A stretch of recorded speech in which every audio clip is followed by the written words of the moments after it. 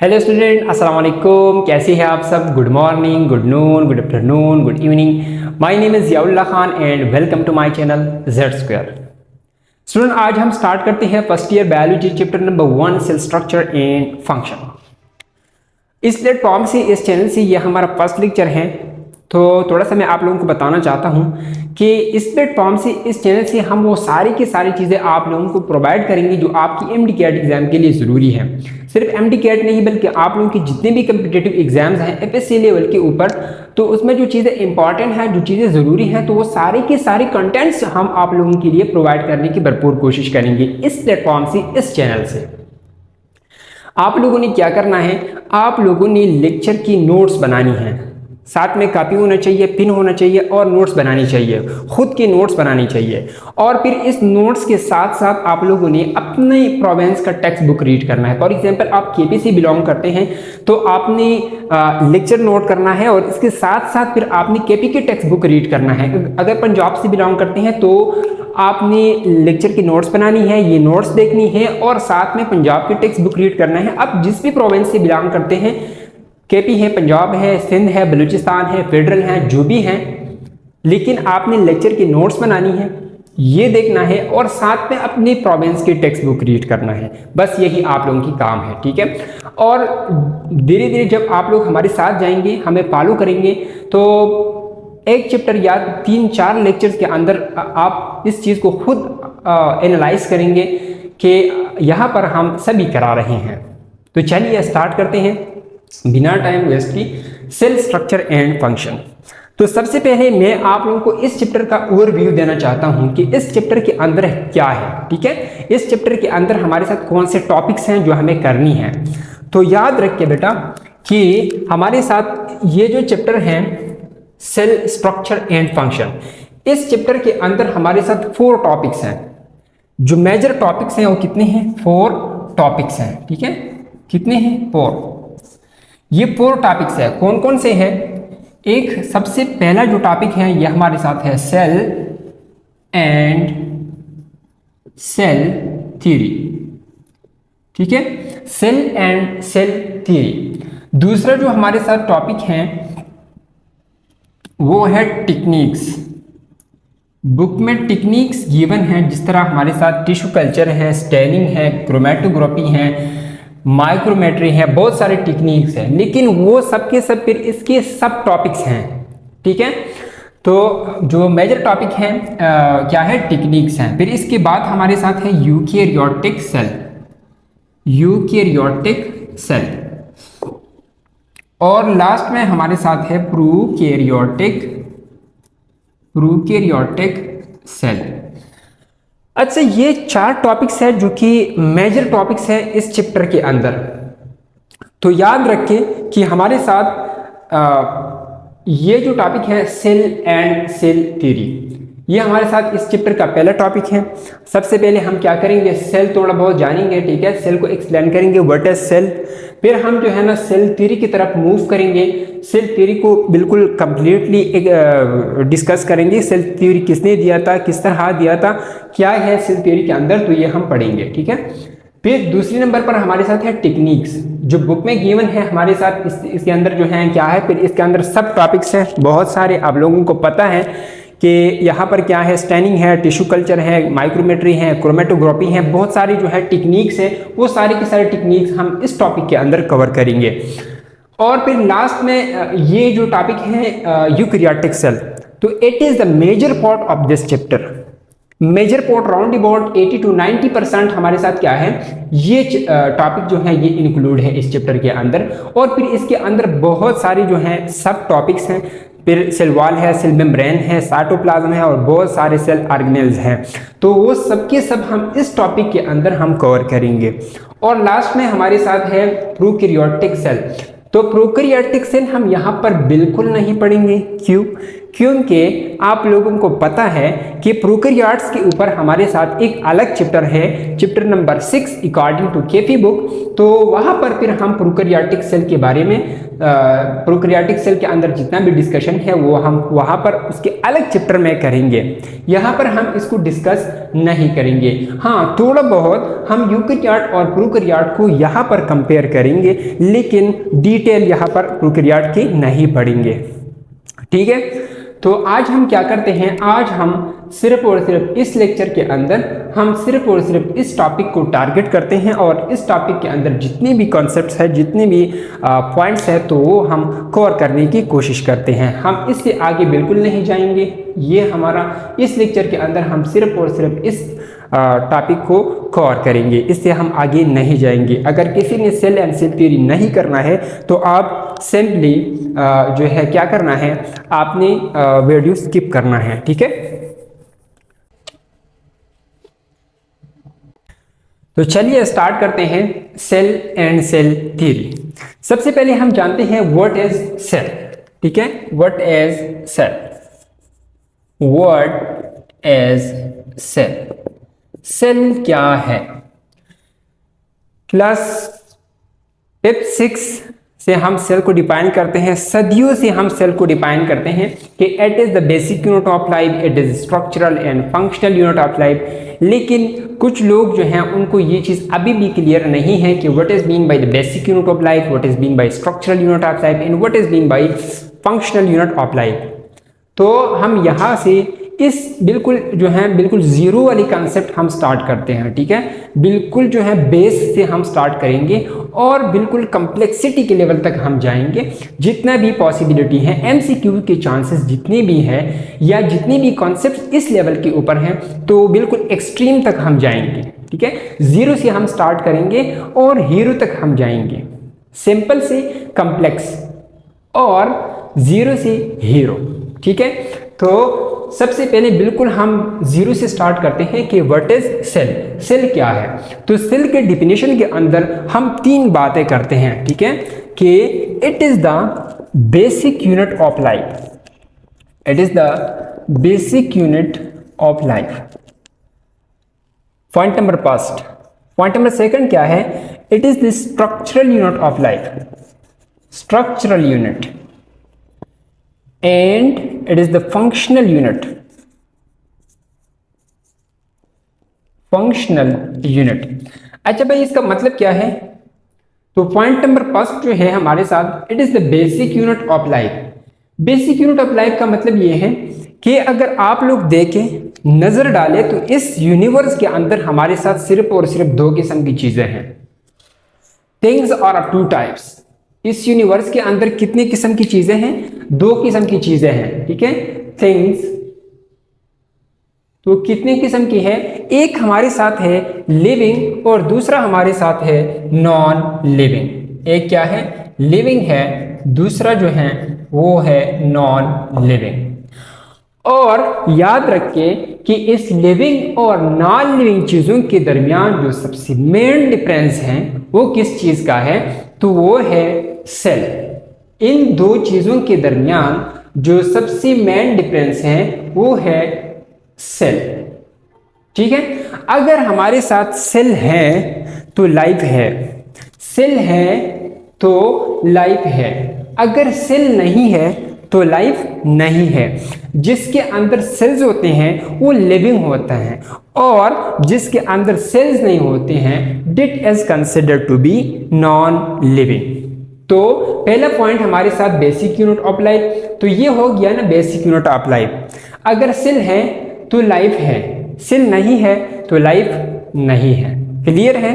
अच्छा, point number 2 क्या है? It is the structural unit of life, it is the structural unit of life. इसका क्या मतलब है? तो हमारे साथ जो है जो ऑर्गेनिज्म ओरिजिनेट होता है, जो बॉडी बनता है, जो स्ट्रक्चर बनता है, ये किस चीज से बनता है? ये हमारे साथ एक सेल से बनता है, सिंगल सेल से बनता है। आप देखें ना, हमारा जो बॉडी है, ह्यूमन बॉडी, ठीक है, ये किस चीज से बना है? ये सिर्फ और सिर्फ एक सेल से बना है जिसका नाम है जाइगोट सेल। और वो एक सेल जो है वो क्या करता है? पूरा एक स्ट्रक्चर बनाता है, हमारी बॉडी का पूरा एक स्ट्रक्चर बनाता है। तो इस वजह से हम एक सेल जो हमारे साथ जो जाइगोट है वो एक सेल हमारा पूरा बॉडी बनाता है, पूरा एक स्ट्रक्चर बनाता है। तो इस वजह से हम सेल को क्या बोलते हैं, सेल को स्ट्रक्चरल यूनिट ऑफ लाइफ बोलते हैं। इस पॉइंट का मतलब क्या है कि ऑर्गेनिज्म ओरिजिनेट और कंसिस्ट ऑफ सेल, कि हमारे साथ जो ऑर्गेनिज्म ओरिजिनेट होता है या हमारे साथ जो स्ट्रक्चर बनता है वो कहाँ से बनता है, वो सिर्फ और सिर्फ एक सेल से बनता है, ठीक है, जिसका नाम क्या है, जाइगोट सेल है। अच्छा, पॉइंट नंबर 3 क्या है, it is the functional unit of life. Functional unit of life का क्या मतलब है, आप लोगों को पता होगा कि हमारे साथ दो किस्म के ऑर्गेनिजम्स हैं। एक हमारे साथ है यूनिसेल्युलर ऑर्गेनिज्म, दूसरा हमारे साथ है मल्टी सेल्युलर ऑर्गेनिज्म। यूनिसेल्युलर वो होता है जो सिंगल सेल से बनता है, और जो मेनी सेल से बनता है उसे हम क्या कहते हैं, multi cellular organism.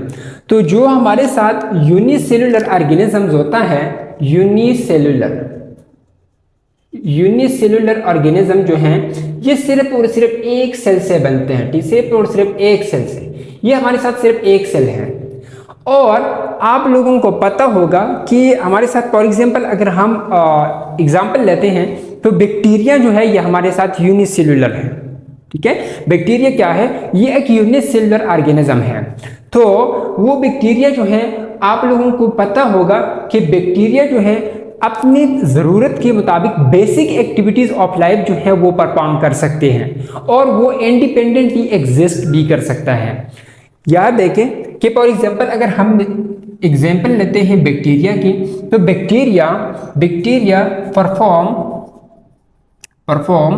All their basic activities and functions. और दूसरा क्या है, कैन एग्जिस्ट इंडिपेंडेंटली। अच्छा भाई देखिए यहां पर क्या है, इस पॉइंट का मतलब क्या है कि बैक्टीरिया हमारे साथ सिर्फ और सिर्फ क्या है, एक सेल से बना है, सिर्फ और सिर्फ एक सेल है, और ये एक सेल क्या कर सकता है, बेसिक एक्टिविटीज और फंक्शंस परफॉर्म कर सकते हैं और इंडिपेंडेंटली एग्जिस्ट भी कर सकते हैं। आप लोगों को थोड़ा बहुत पता होगा कि बैक्टीरिया जो है रिप्रोडक्शन कर सकता है, ग्रोथ कर सकता है, अपनी जो बेसिक एक्टिविटीज हैं, बेसिक लाइफ की जो फंक्शंस है वो परफॉर्म कर सकते हैं। और ये फंक्शंस, ये सब के सब एक्टिविटीज ये कौन परफॉर्म करता है, बैक्टीरिया परफॉर्म करता है। और बैक्टीरिया कितने सेल से बना है, सिर्फ और सिर्फ एक सेल से, यूनिसेल्युलर ऑर्गेनिज्म है। तो इस वजह से हम सेल को फंक्शनल यूनिट ऑफ लाइफ कहते हैं। क्लियर है यहां तक? ये था भाई हमारे साथ सेल का डिफिनीशन और इसका थोड़ा बहुत एक्सप्लेनेशन। आई होप कि ये चीज आप लोगों को क्लियर होगा, ठीक है। अच्छा, अब हम जाते हैं सेल को थोड़ा सा सेल के जनरलाइज फॉर्म देखते हैं कि सेल क्या होता है, किस तरह होता है। बिल्कुल जनरलाइज फॉर्म देखते हैं, ठीक है, डिटेल में नहीं जाते हैं, लेकिन क्या करते हैं, सेल का थोड़ा सा ओवरव्यू देखते हैं कि सेल हमारे साथ क्या होता है, किस तरह होता है। तो सबसे पहले याद रखें कि हमारे साथ जो सेल है, सेल जब सबसे पहले डिस्कवर हुआ, रॉबर्ट हुक ने डिस्कवर किया था 1665 के अंदर। तो उसने क्या नाम दिया था, सबसे पहले सेल को उसने नाम दिया था कि इट इज अ कंपार्टमेंट, कि ये क्या है, एक कंपार्टमेंट या चेम्बर है, एक खाना है, एक डब्बा है, ठीक है। ये इट इज अ चेम्बर या इट इज अ कंपार्टमेंट। और ये इस तरह एक कंपार्टमेंट है, यहां पर देखें, इस तरह एक कंपार्टमेंट है, और इस कंपार्टमेंट के दोनों साइड पर, यहां पर और यहां पर, इन दोनों साइड में हमारे साथ क्या है, वाटर है, ठीक है। ये जो कंपार्टमेंट है इसके दो साइड्स हैं, ठीक है। ये जो कंपार्टमेंट है इसके दो साइड्स हैं। ये कंपार्टमेंट जो है इसकी कितने साइड्स हैं, दो साइड्स हैं। एक हमारे साथ है आउटसाइड और दूसरा हमारे साथ है इनसाइड। आउटसाइड जो है हमारे साथ क्या है, आउटसाइड हमारे साथ है एकस मीडियम है, ठीक है, एकस मीडियम है, और इनसाइड जो है हमारे साथ बी एकस मीडियम है, सेमी फ्लूइड लाइक मैट्रिक्स है, लेकिन हम इसे क्या बोलते हैं, साइटोप्लाज्म।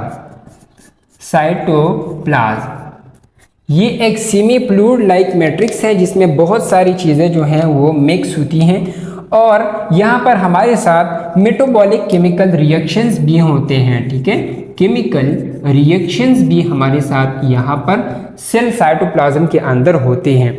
तो क्या है भाई, सेल एक कंपार्टमेंट है, एक डब्बा है, और इस डब्बे के दो साइड्स है, एक इनसाइड है एक आउटसाइड है। दोनों साइड पर हमारे साथ पानी है। यहाँ पर बाहर वाला जो साइड है ये हमारे साथ एक इकस मीडियम है, और अंदर वाला साइड जो है it is semi fluid like matrix जिसे हम साइटोप्लाज्म कहते हैं। वहां पर क्या होते हैं, मेटाबॉलिक केमिकल रिएक्शंस होते हैं।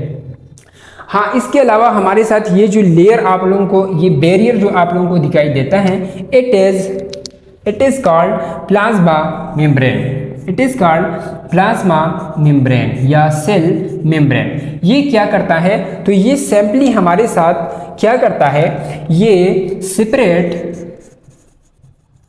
Separate inner and outer environment.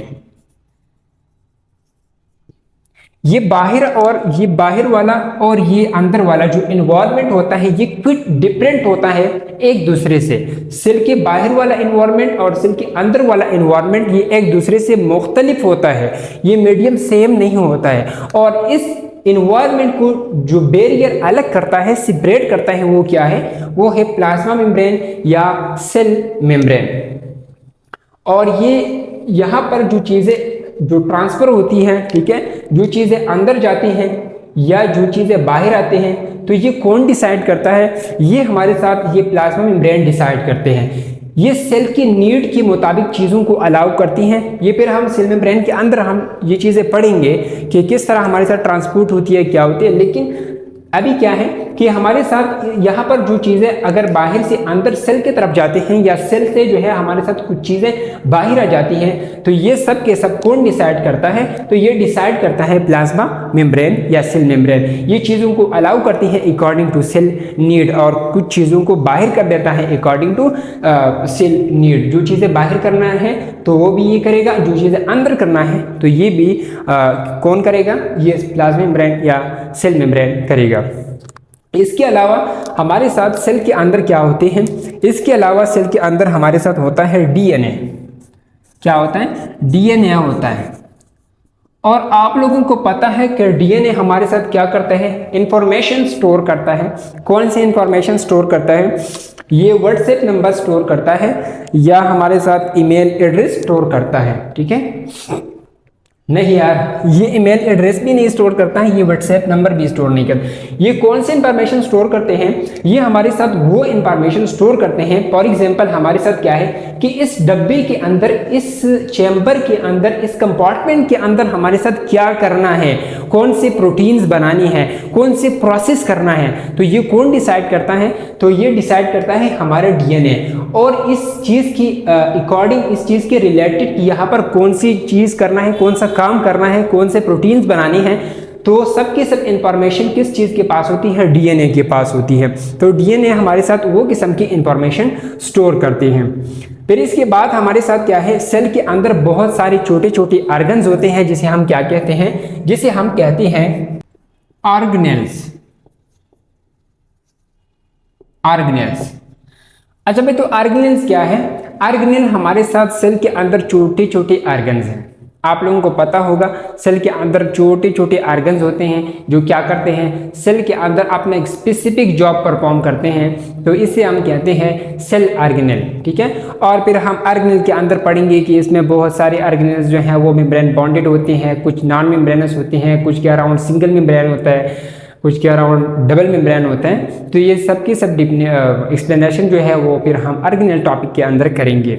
लेकिन ये था हमारे साथ सेल का थोड़ा बहुत ब्रीफ एक्सप्लेनेशन और डिफिनीशन, और इसके साथ हमने जनरलाइज फॉर्म ऑफ सेल भी देख लिया कि सेल जो है ये क्या है, ये एक कंपार्टमेंट है, ये एक चैम्बर है, और इस चैम्बर के दो साइड्स हैं, एक आउटसाइड है एक इनसाइड है। एक्वस मीडियम है, यहाँ पर अंदर की तरफ साइटोप्लाज्म है, यहाँ पर केमिकल मेटाबॉलिक केमिकल रिएक्शंस होते हैं। फिर इसके बाद हमने देख लिया कि यहाँ पर ये जो बैरियर है सेल के अराउंड, ये हमारे साथ क्या है, प्लाज्मा मेम्ब्रेन है या सेल मेम्ब्रेन है, जो सेपरेट करता है इनर और आउटर एनवायरनमेंट को। और फिर हमने कहा कि यार इसके अंदर डीएनए होता है जो कि इंफॉर्मेशन स्टोर करता है। और फिर इसके बाद हमारे साथ है ऑर्गेनेल्स जो सेल के अंदर होते हैं और स्पेसिफिक जॉब परफॉर्म करते हैं। अच्छा, तो अब हम जाते हैं सेल थ्योरी के ऊपर, ठीक है। सेल थ्योरी के ऊपर जाते हैं और सेल थ्योरी के अंदर जितने भी कॉन्सेप्ट्स हैं वो हम कवर करने की कोशिश करते हैं।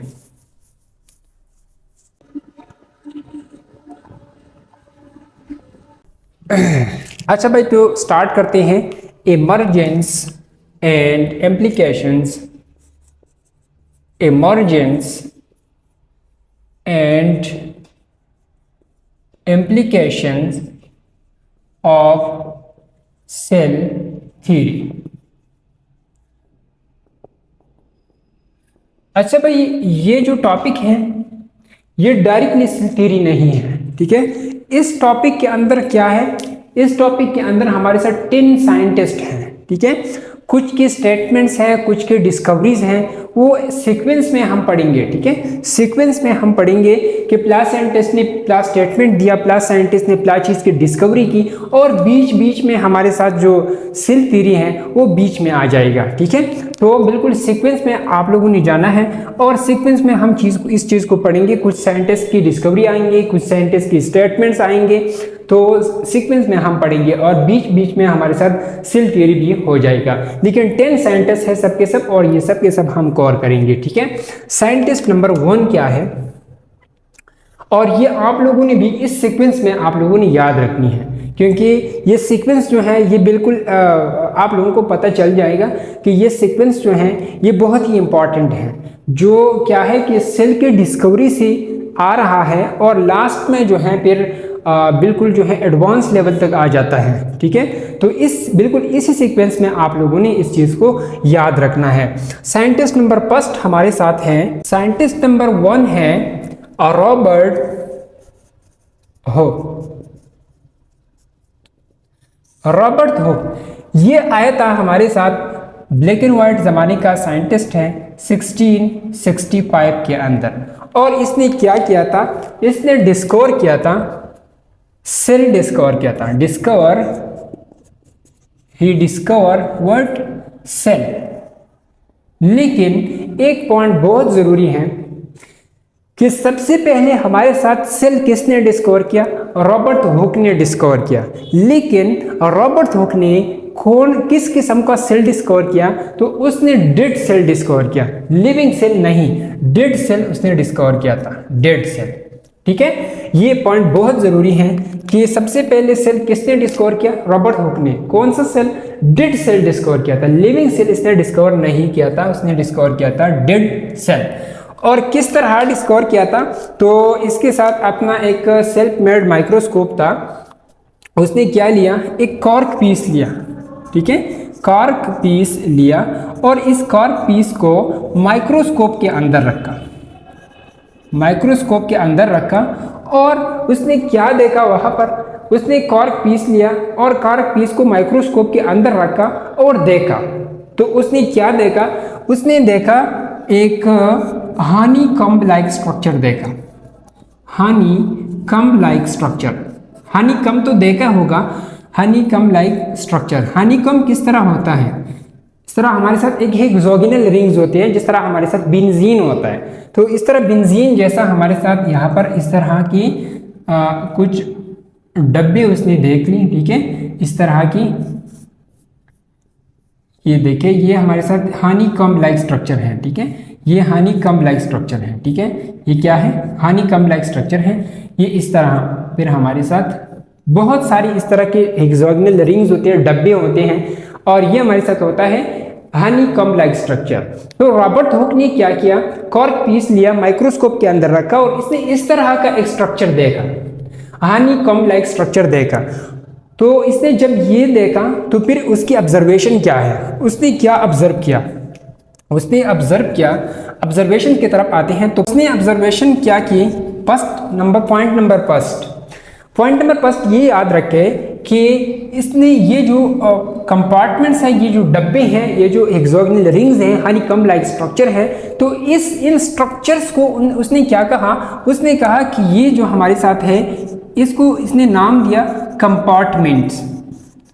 कंपार्टमेंट्स का नाम दिया या चेम्बर का नाम दिया। ठीक है, कि ये हमारे साथ क्या है कि यहाँ पर हमारे साथ बहुत सारे क्या है कंपार्टमेंट्स हैं या चेम्बर्स हैं, और बाद में इस चेम्बर को, इस कंपार्टमेंट को क्या नाम दिया, बाद में इसको नाम दिया सेलुले, और आज हम इसे क्या कहते हैं, सेल कहते हैं। ठीक है, तो सबसे पहले सेल रॉबर्ट हुक ने डिस्कवर किया और क्या नाम दिया था, कंपार्टमेंट का नाम दिया था, बाद में उसे सेलुले का नाम दिया और आज हम इसे सेल कहते हैं। पॉइंट नंबर टू क्या है कि अराउंड ईच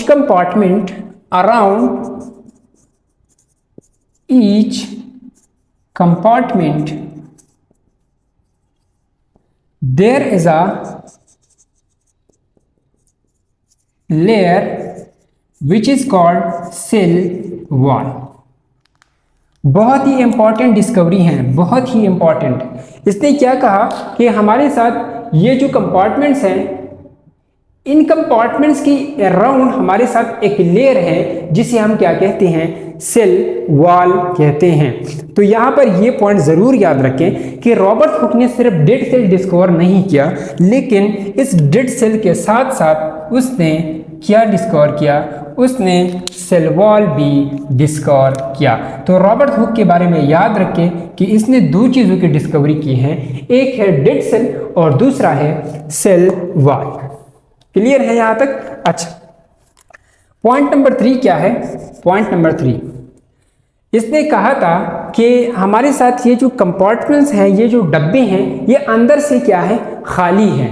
यानी क्या है कि cell is an empty space.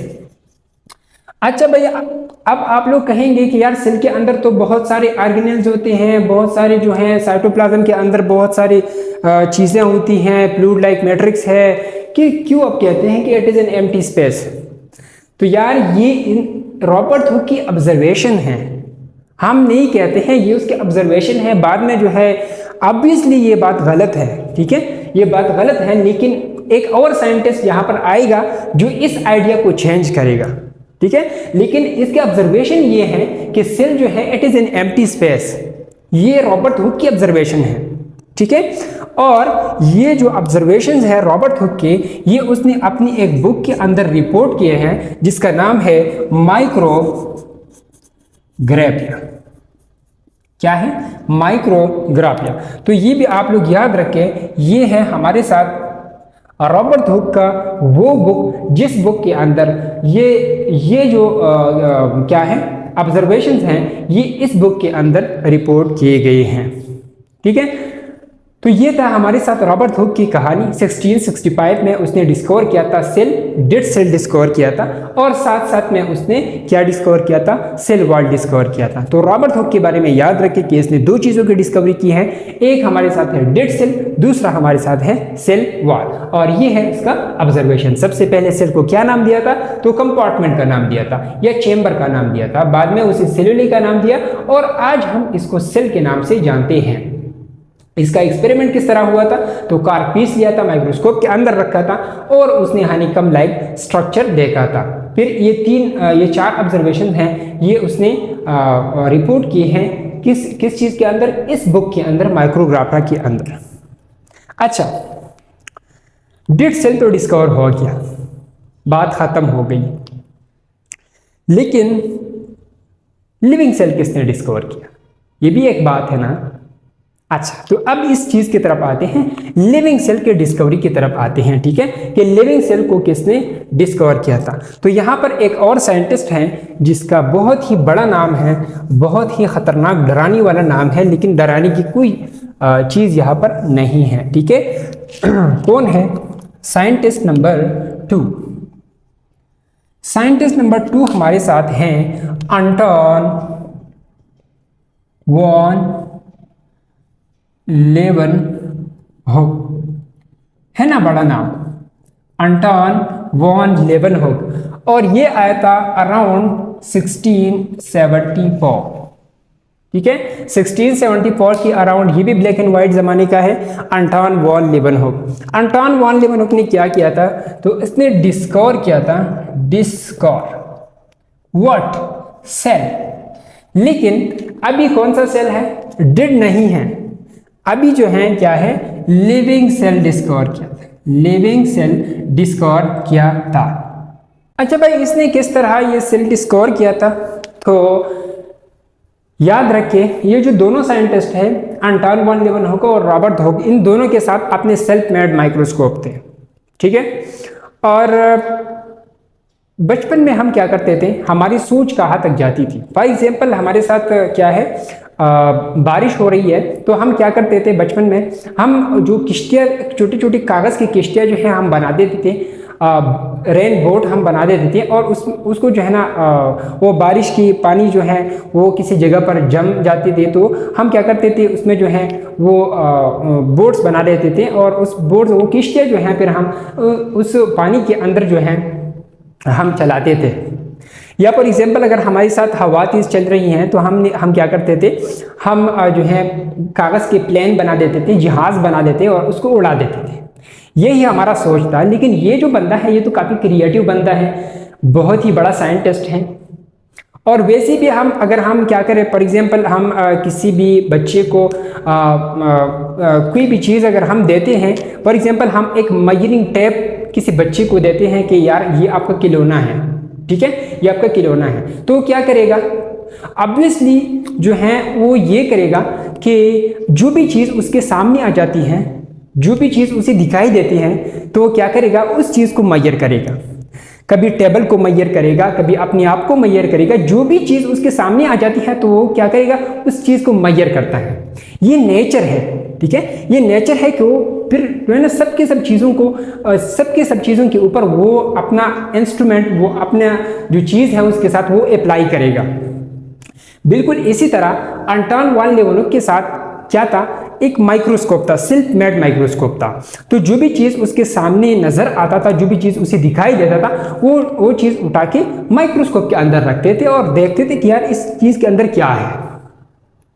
जो भी चीज़ उसे दिखाई देते थे, सब के सब, कभी एक चीज़ कभी दूसरा चीज़, जो भी चीज़ जो है उसके सामने आ जाता वो डायरेक्टली माइक्रोस्कोप के अंदर रखता था और देखता था कि यार इसके अंदर क्या है।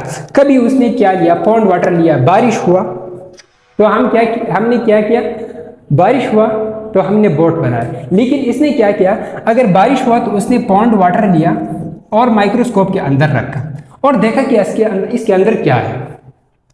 कभी उसने WBC लिया, RBC लिया, स्पर्म सेल लिया, दांतों के अराउंड डिपोजिशन जो होता है, इस तरह उसने स्क्रैच किया और माइक्रोस्कोप के अंदर रखा, देखा deposition around teeth, deposition around teeth, दांतों के अराउंड जो डिपोजिशन होता है। तो यार वैसे पॉन्ड वाटर में क्या मिलना है, यार डिपोजिशन अराउंड टीथ जो उसने स्क्रैच किया, माइक्रोस्कोप के अंदर रखा, तो उसमें क्या होना चाहिए, गोल्ड तो नहीं होता है, सोना तो नहीं होता है, चांदी तो नहीं होता है ना, बैक्टीरिया होता है। हाँ बिल्कुल बैक्टीरिया होता है। तो इस चीज के अंदर उसने क्या चीज डिस्कवर किया, उसने डिस्कवर किया बैक्टीरिया, उसे बैक्टीरिया मिला, ठीक है, बैक्टीरिया मिला। और इसने एक पॉइंट यहाँ पर जब उसने ये चीज है माइक्रोस्कोप के अंदर ऑब्जर्व कर रहे थे तो एक चीज उसे बहुत ही कॉमन मिला, one thing is common, one thing is common. एक चीज, इन तमाम तर ऑब्जर्वेशंस में एक चीज कॉमन था और वो क्या था कि द ऑर्गेनिज्म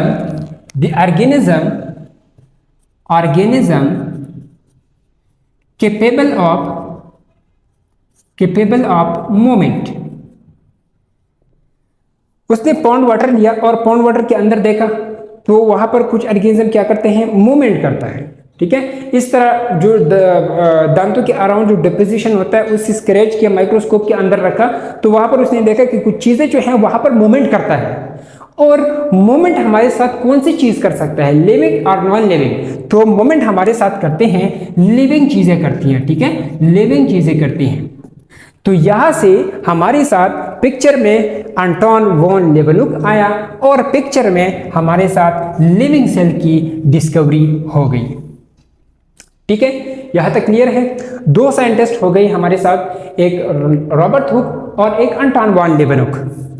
रॉबर्ट हुक की सबसे इंपॉर्टेंट डिस्कवरी डेड सेल और सेल वॉल, एंटोन वॉन लेवेनुक की डिस्कवरी क्या, लिविंग सेल। अगर पूछा जाए कि लिविंग सेल किसने डिस्कवर किया, सेल किसने डिस्कवर किया, अगर पूछा जाए कि सेल किसने डिस्कवर किया, तो नाम क्या है, रॉबर्ट हुक। अगर पूछा गया कि लिविंग सेल किसने डिस्कवर किया, तो फिर क्या होना चाहिए, Anton von लेवेनुक।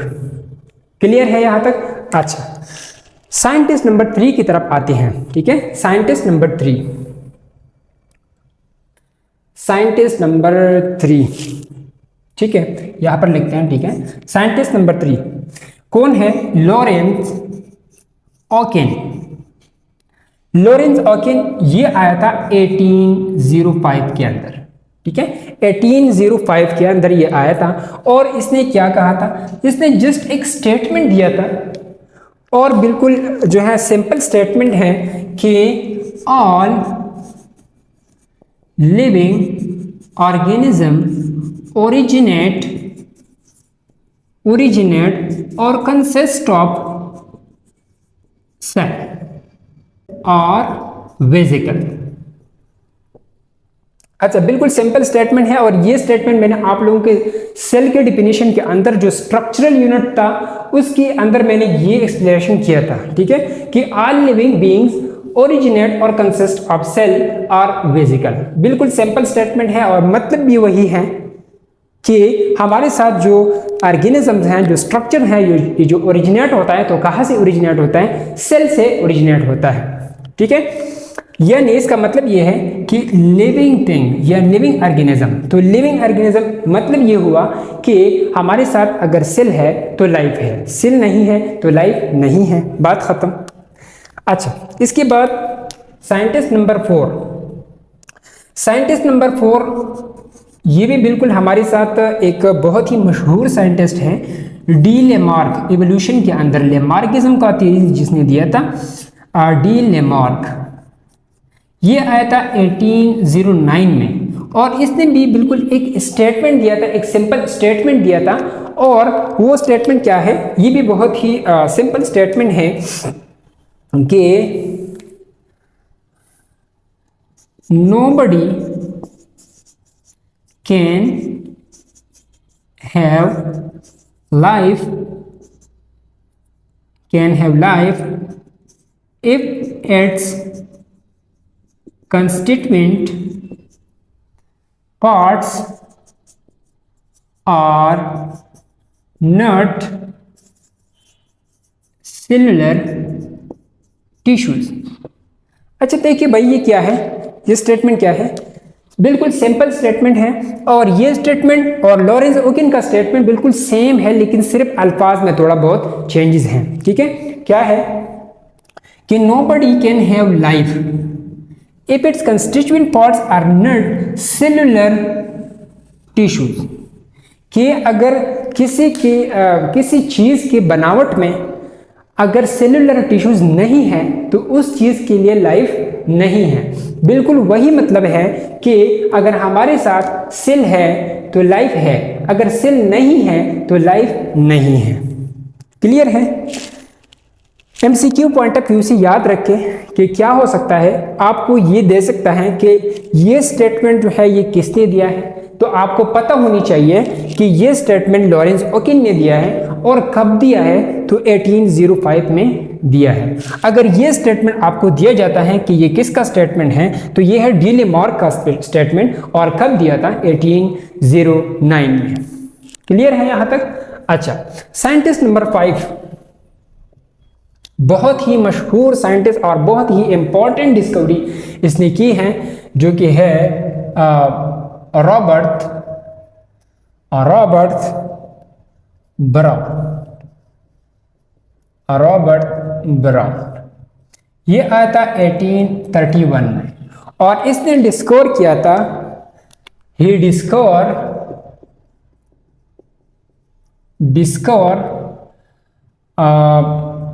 Brain of cell. जानते हैं ब्रेन ऑफ सेल क्या है? हाँ, ओके, क्या है? न्यूक्लियस है। बहुत अच्छा, न्यूक्लियस इसने डिस्कवर किया, न्यूक्लियस डिस्कवर किया। तो आप लोगों को याद होना चाहिए कि सबसे पहले न्यूक्लियस की discovery, brain of the cell की डिस्कवरी किसने किया? और रॉबर्ट ब्राउन ने किया। कब किया? 1831 में। अच्छा, यहाँ पर बहुत ही इंपॉर्टेंट पॉइंट जो कि हैं कि हमारे साथ जो न्यूक्लियस होता है, आप लोगों को पता होगा थोड़ा बहुत कि ये सेल, ये फॉर एग्जांपल हमारे साथ एक सेल है, तो न्यूक्लियस सेल के बाहर नहीं होता है, न्यूक्लियस सेल की अंदर होता है। और ये भी जरूरी नहीं है कि ये बिल्कुल सेंटर पर हो, कहीं पर भी हो सकता है, पेरिफेरल एरिया में भी हो सकता है, सेंट्रल एरिया में भी हो सकता है, लेकिन सेल के अंदर होता है, बाहर नहीं होता है। और अभी देखो क्या है, इसने क्या चेंजेस किया? इसने यहां पर रॉबर्ट हुक की ये जो आइडिया था, ये इस आइडिया को चेंज किया। Change the idea of Robert Hook. इसने रॉबर्ट हुक के कौन से आइडिया को चेंज किया कि cell is an empty space. ये रॉबर्ट हुक ने कहा था कि cell is an empty space, ये अंदर से क्या है? खाली डब्बा है। तो इसने इस तरह किया था कि ये हमारे साथ खाली डब्बा है, इसके अंदर कुछ भी नहीं है। लेकिन 1831 के अंदर रॉबर्ट ब्राउन ने सेल के अंदर न्यूक्लियस डिस्कवर किया, और न्यूक्लियस सेल के अंदर होता है। तो इस पॉइंट से रॉबर्ट हुक के ये जो आइडिया था, cell is an empty space, उसको चेंज किया गया, और उसने कहा कि cell is not an empty space. यहां तक क्लियर है? 5 साइंटिस्ट हमारे साथ हो गई। सबसे पहला हमारे साथ क्या था? रॉबर्ट हुक था। इसने क्या किया था? सेल डिस्कवर किया था, लेकिन डेड सेल डिस्कवर किया। दूसरे नंबर पर हमारे साथ अंटोन वॉन लेवेन्हुक आया, उसने सेल डिस्कवर किया, लेकिन लिविंग सेल डिस्कवर किया। फिर इसके बाद हमारे साथ तीसरा साइंटिस्ट आ गया, लॉरेंस ओकेन। ये आया था 1805 में, और उसने एक स्टेटमेंट दिया था कि all living beings are originate और कंसिस्ट ऑफ सेल और वेसिकल्स। फिर इसके बाद हमारे साथ चौथा साइंटिस्ट आ गया, जिसका नाम है डी लेमार। वो आया था 1809 में। उसने एक स्टेटमेंट दिया था कि nobody can have life if its constituent parts are not cellular tissues. और फिर इसके बाद 5th नंबर पर हमारे साथ जो साइंटिस्ट है रॉबर्ट ब्राउन, इसने क्या किया था? न्यूक्लियस की डिस्कवरी की थी, ब्रेन ऑफ द सेल को डिस्कवर किया था। और कब डिस्कवर किया? 1831 में। यहां तक क्लियर है? अच्छा, कोई मसला नहीं होना चाहिए, बहुत ही सिंपल है, ठीक है। अच्छा, अब हम क्या करते हैं? अब हमारे साथ सेल थ्योरी यहां से ओरिजिनेट होती है, ठीक है। साइंटिस्ट नंबर 5 के बाद हमारे साथ आ जाते हैं सेल थ्योरी। तो चलिए स्टार्ट करते हैं सेल थ्योरी।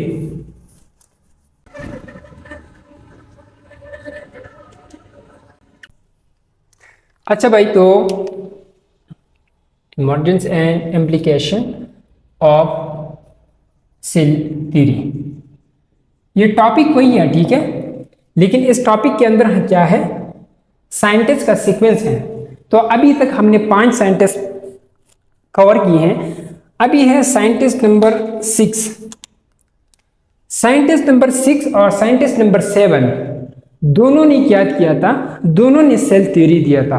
तो इन 2 साइंटिस्ट को हम साथ में करेंगे, ठीक है। साइंटिस्ट नंबर 6 ये है मैथियस श्लेडन, और साइंटिस्ट नंबर 7 जो है इट इज थियोडर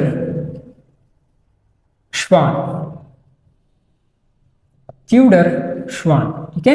मैथियस श्लेडन और थियोडर श्वान। सबसे पहले हम इसकी थोड़ा सा इंट्रोडक्शन करते हैं इन साइंटिस्ट की।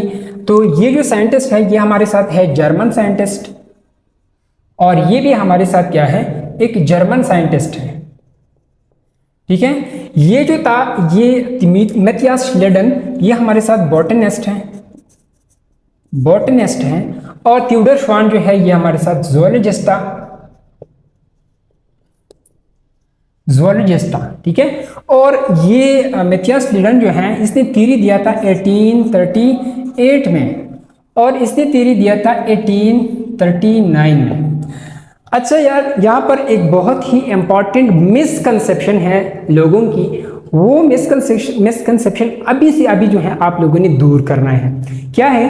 फॉर एग्जांपल आप लोगों को फिजिक्स के अंदर आप लोग पढ़ते हैं कि यार डेविसन एंड जर्मर एक्सपेरिमेंट, या फॉर एग्जांपल आप बायोलॉजी के अंदर हार्डे वेनबर्ग थ्योरम, इस तरह ये दो साइंटिस्ट के जो नाम आते हैं, डेविसन एंड जर्मर, ठीक है। उसने जो डी ब्रॉय हाइपोथेसिस का प्रूफ दिया था, और फॉर एग्जांपल हमारे साथ है हार्डी वेनबर्ग थ्योरम।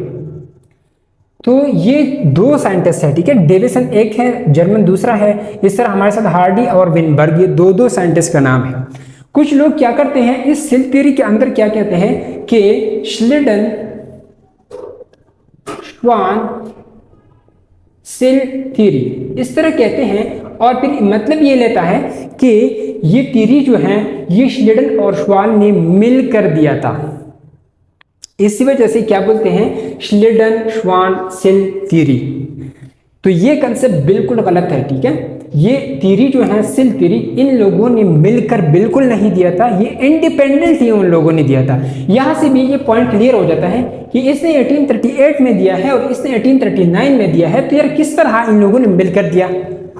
ये बिल्कुल गलत कंसेप्ट है, ठीक है। ये कंसेप्ट आप लोगों ने अभी से अभी क्लियर करना है और ये कंसेप्ट ठीक करना है, ठीक है। मिसकंसेप्शन को खत्म करना है, ठीक है। तो ये जो थ्योरी है सेल थ्योरी, ये इन दो लोगों ने दिया है लेकिन इंडिपेंडेंटली दिया है, ठीक है।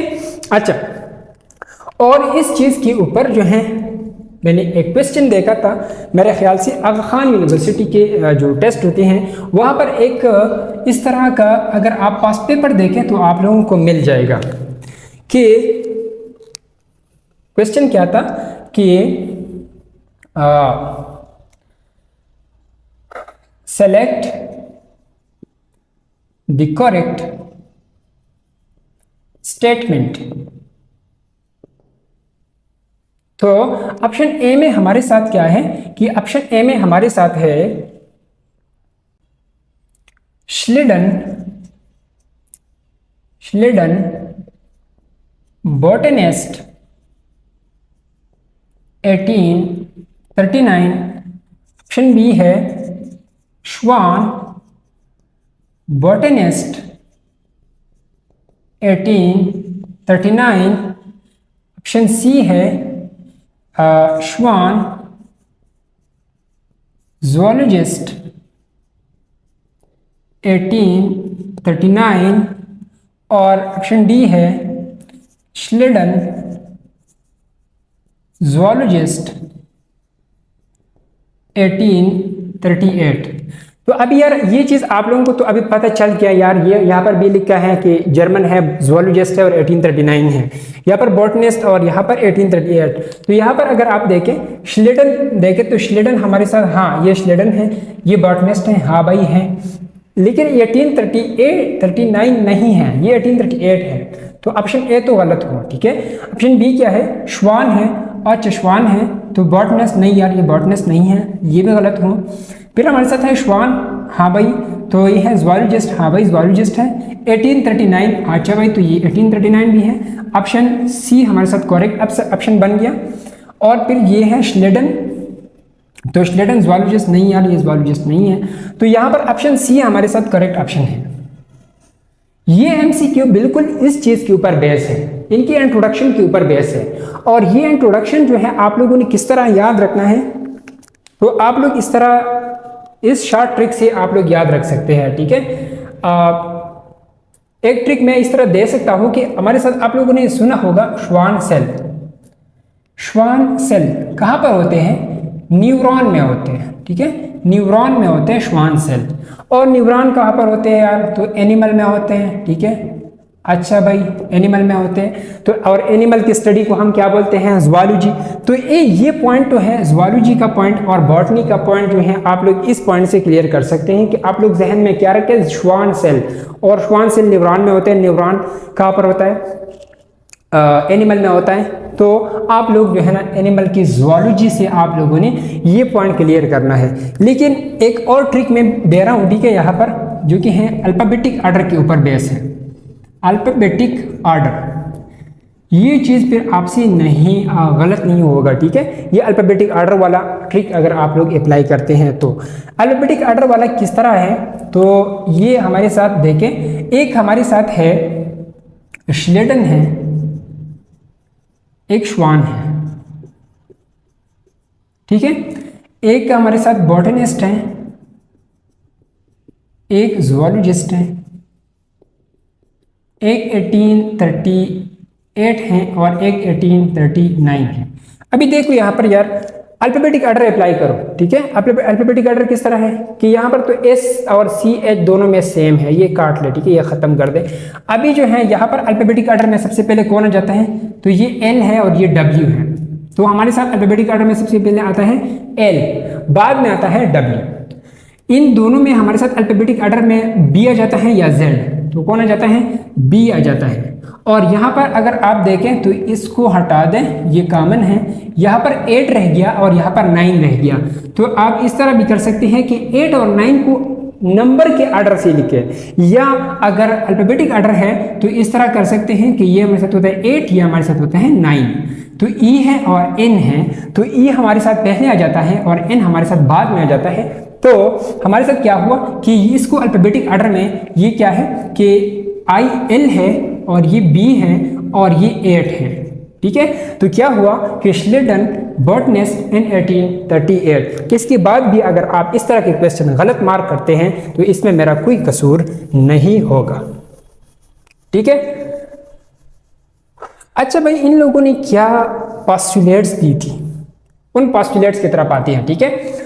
तो श्लेडन जो है ये क्या है? बॉटनिस्ट है। तो जाहिर सी बात है जब बॉटनिस्ट होता है तो प्लांट के बारे में बात करेगा, है ना। अच्छा, तो इसने क्या स्टेटमेंट दिया? इसने स्टेटमेंट दिया कि plants are made up of different type of cells that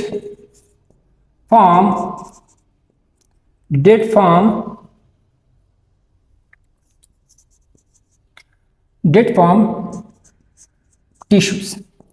इसने क्या स्टेटमेंट दिया कि हमारे साथ जो प्लांट्स हैं वो प्लांट्स किस चीज से बने हैं? वो सेल से बने हैं, डिफरेंट टाइप ऑफ सेल से बने हैं, और फिर उन सेल्स से जो बहुत सारे सेल्स कंबाइन होके तो क्या बनाता है? टिश्यूज बनाता है। ये है स्टेटमेंट किसका? मैथियास श्लेडन का, और ये एक ही पोस्टुलेट है इसका, ठीक है।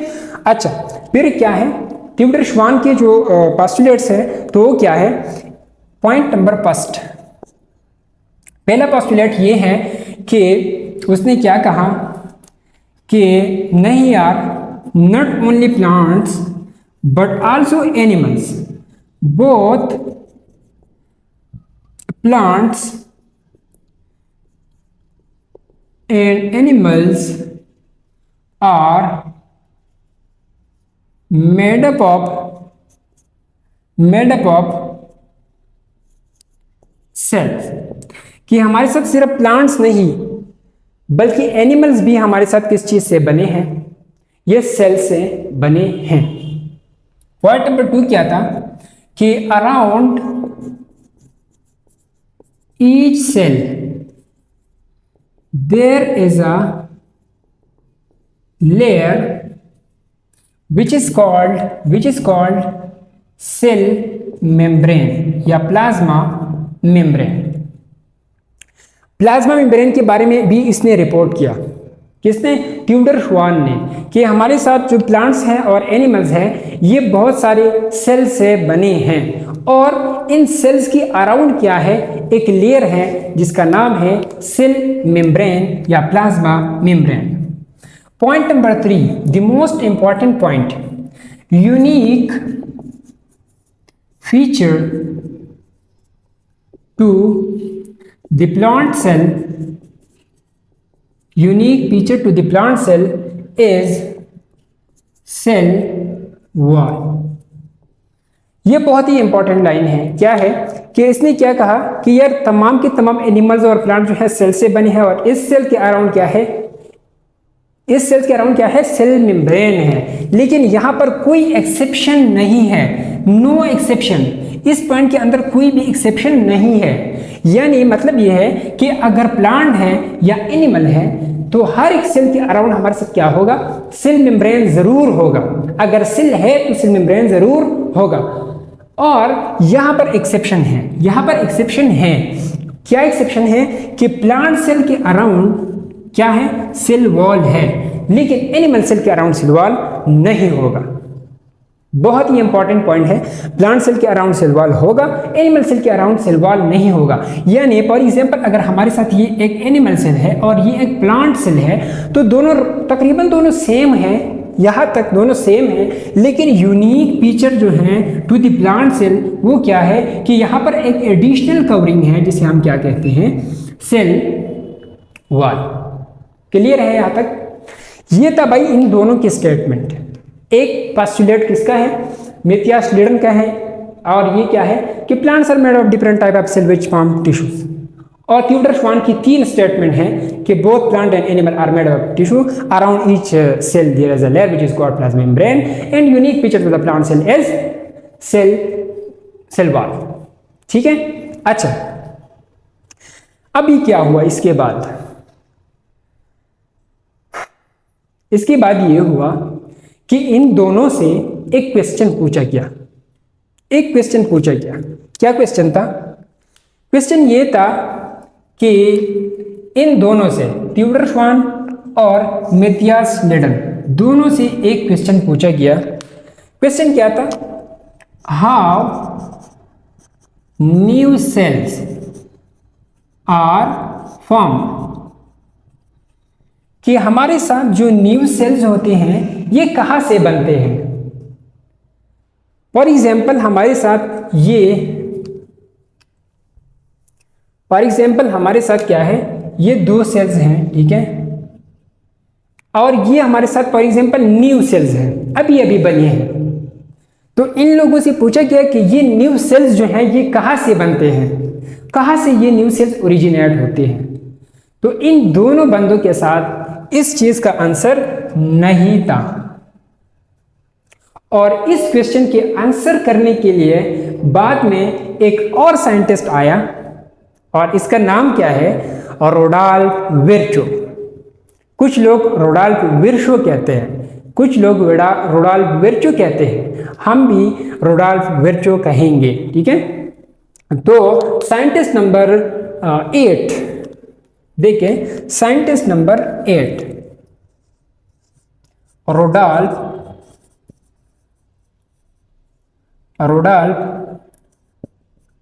विर्चो, ये आया था 1855 में। इसने स्टेटमेंट, इसने जो थ्योरी दिया था, कब दिया था? 1838 में, इसने 1839 में, और बाद में इन लोगों से ये क्वेश्चन पूछा गया तो उसने आंसर नहीं दिया। तो इस आंसर के लिए कौन आया? रोडाल्फ विर्चो आया 1855 में। और इसने क्या कहा? इसने कहा कि omnis cellula e cellula, इसने ये स्टेटमेंट दिया। और इसका मतलब क्या है कि new sales arise from pre-existing cells। इस चीज का आंसर दिया कि how new cells are form, तो उसने आंसर दिया कि new cells arise from pre existing cell. और इसका मतलब क्या है? प्री एग्जिस्टिंग हम किसे कहते हैं कि जो सेल हमारे साथ पहले से मौजूद होता है। उसने कहा कि हमारे साथ जो न्यू सेल अराइज होते हैं, न्यू सेल्स फॉर्म ओरिजिनेट होता है, तो ये कहाँ से ओरिजिनेट होता है, तो ये हमारे साथ पहले से किसी मौजूद सेल से बनते हैं। फॉर एग्जाम्पल हमारे साथ ये एक सेल है, ठीक है, और ये सेल हमारे साथ क्या करता है, डिवाइड हो जाता है और ये दो सेल्स हमारे साथ बन जाते हैं। ये डॉटर सेल्स हैं, ठीक है, ये दोनों क्या है, ये डॉटर सेल है। और ये डॉटर सेल कहाँ से बने हैं, ये इस मम्मी सेल से बनी है, ठीक है, मम्मी सेल से बनी है, मदर सेल से बनी है। और किस प्रोसेस के जरिए बने हैं, तो ये हमारे साथ डिवीजन के प्रोसेस बने हैं, ठीक है, सेल डिवीजन के प्रोसेस हमारे साथ ये दो डॉटर सेल बने हैं।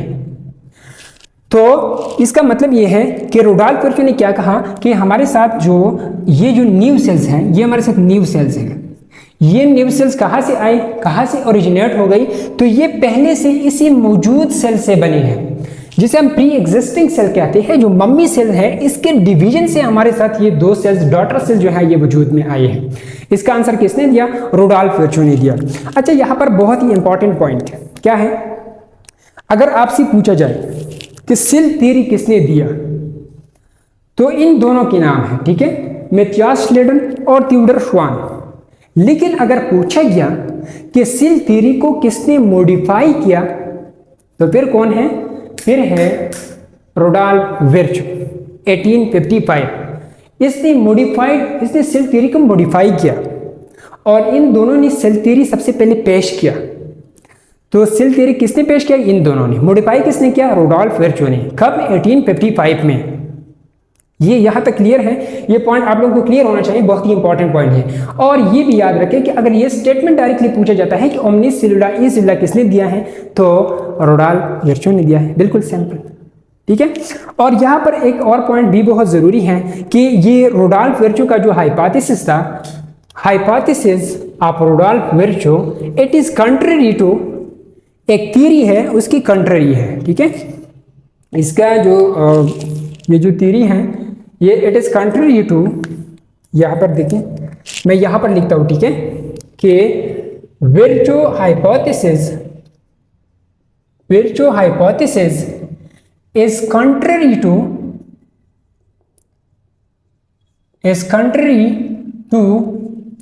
theory of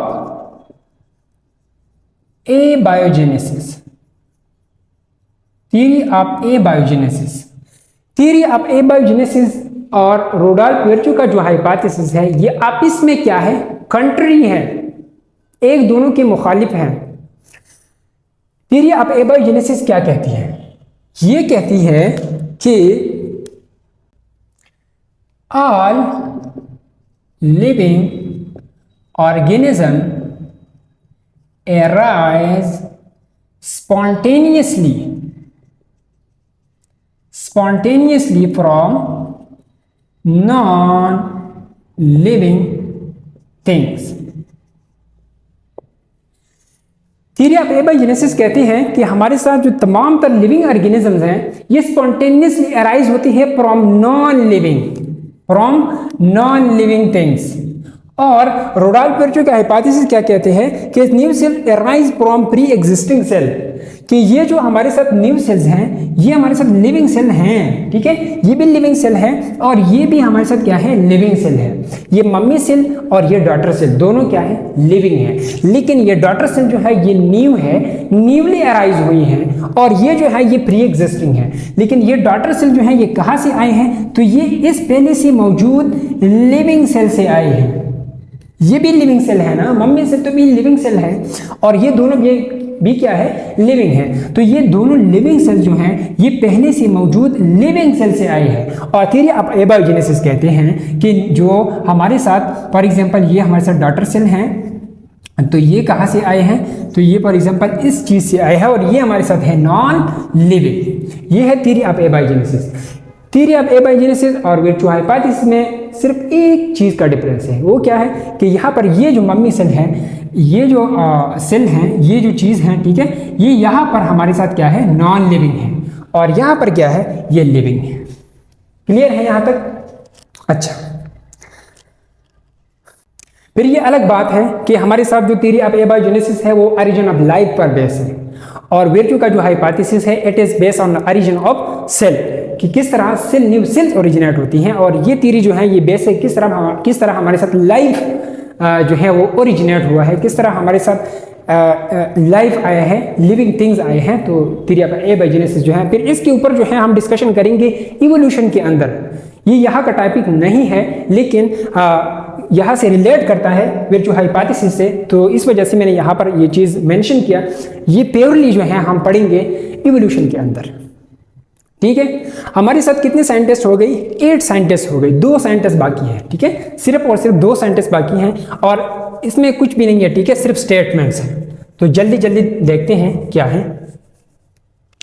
scientist number 9, scientist number 9 ये भी काफ़ी मशहूर साइंटिस्ट हैं, लुईस पास्चर, और इसने ये आया था 1862 में, और इसने क्या किया था? बहुत ही सिंपल पॉइंट है यार, बहुत ही सिंपल कि इसने क्या किया था? इसने एक्सपेरिमेंटली प्रूव विर्चू हाइपोथेसिस। इसने विर्चू का हाइपोथेसिस एक्सपेरिमेंटली प्रूव किया था कि हमारे साथ जो न्यू सेल्स अराइज होते हैं वो प्री एग्जिस्टिंग सेल से अराइज होते हैं। ये एक्सपेरिमेंटली प्रूव किया था। किसने प्रूव किया था? लुईस पास्चर ने प्रूव किया था 1862 के अंदर, और इसने एक्सपेरिमेंट किया था बैक्टीरिया के ऊपर। इसने ये एक्सपेरिमेंट किया था और विर्चू हाइपोथेसिस प्रूव किया था। एमसीक्यू पॉइंट ऑफ व्यू से क्या याद रखना है कि किसने रोडोल्फ विर्चू की हाइपोथेसिस को एक्सपेरिमेंटली प्रूव किया? तो लुईस पास्चर ने। कब? 1862 में। किस चीज के ऊपर एक्सपेरिमेंट किया? तो बैक्टीरिया के ऊपर। क्लियर है? अच्छा, साइंटिस्ट नंबर 9, साइंटिस्ट नंबर 9, मैं इस चीज को थोड़ा हटा देता हूं, ठीक है।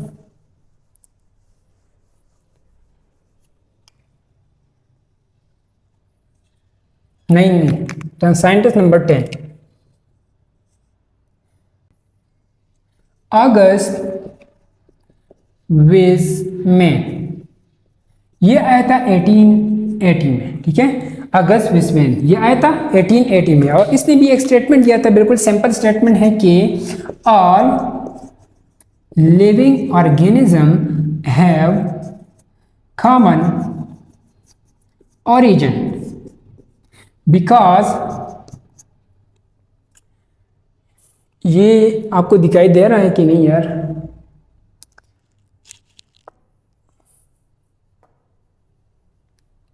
have common origin, all living organisms have common origin because they have similarities in structure and molecules। इसका मतलब क्या है कि तमाम तर जो लिविंग ऑर्गेनिज्म हैं दे हैव कॉमन ओरिजिन। इसका ओरिजिन क्या है? कॉमन है। क्यों? क्योंकि they have similarities in structure and molecule. ये पॉइंट पेवरली जो है ये भी इवोल्यूशन से रिलेटेड है, जहां पर हमारे साथ क्या है, एविडेंसेस ऑफ इवोल्यूशन के अंदर जो बायोकेमिस्ट्री है, जो होमोलॉगस ऑर्गन्स हैं, और जो वो चीज़ें जो हैं एनालॉजी हैं, होमोलॉजी हैं, तो वहाँ पर ये चीज़, ये पॉइंट जो है वहाँ से रिलेटेड हैं। अगर आप में से किसी ने सेकंड ईयर किया है और इवोल्यूशन चैप्टर पढ़ा है तो ये पॉइंट जो है प्योरली वहाँ से रिलेट करता है, ठीक है। क्योंकि इसमें क्या है कि ऑर्गेनिज्म की एंसेस्टर की तरफ जाते हैं कि ये वो सेम है, क्योंकि इसकी सिमिलरिटी, ये स्ट्रक्चर और मॉलिक्यूल के अंदर सिमिलरिटीज होते हैं। बायोकेमिस्ट्री के अंदर, डीएनए के अंदर, प्रोटीन सिंथेसिस के अंदर, बायोकेमिस्ट्री के अंदर, बायोमॉलिक्यूल्स के अंदर क्या है, सिमिलरिटीज हैं। तो ये पॉइंट भी हम वहाँ पर डिस्कस करेंगे। लेकिन यहाँ पर आप लोग थोड़ा सा सिर्फ ये याद रखें कि अगस्त विसमैन ने 1880 में ये स्टेटमेंट दिया था। अगर आपसे पूछा जाए कि ये स्टेटमेंट किसने दिया है तो अगस्त विसमैन ने दिया है और 1880 में दिया है। यहाँ तक क्लियर है? ये होती है हमारे साथ 10 साइंटिस्ट जो कि कवर हो गई।